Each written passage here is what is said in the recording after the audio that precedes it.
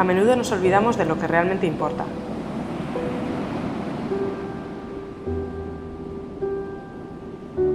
Vas de aquí para allá, perdiendo el tiempo y prestando atención a cosas que en realidad no la merecen.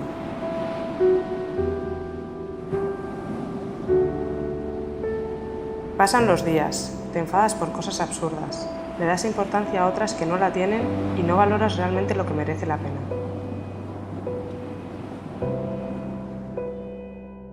De repente, te dicen que esto se acaba, que te estás apagando por dentro, que ya no podrás ser la que eras y que no podrás hacer lo que hacías.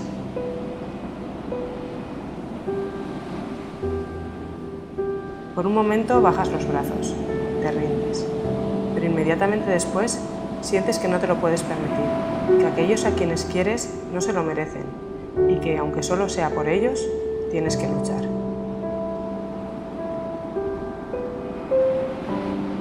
Poco a poco te quedas sin fuerzas. Todo aquello de lo que te avisaron se está convirtiendo en realidad. Algo tan simple como sentir la brisa del mar se convierte en un imposible. Es entonces cuando descubres lo verdaderamente importante.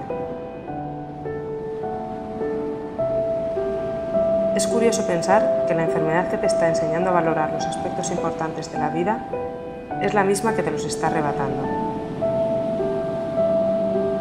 Pero recuerdas que a pesar de todo lo que te pueda pasar, siempre habrá personas que, aunque sea por un instante, te hacen sentir libre.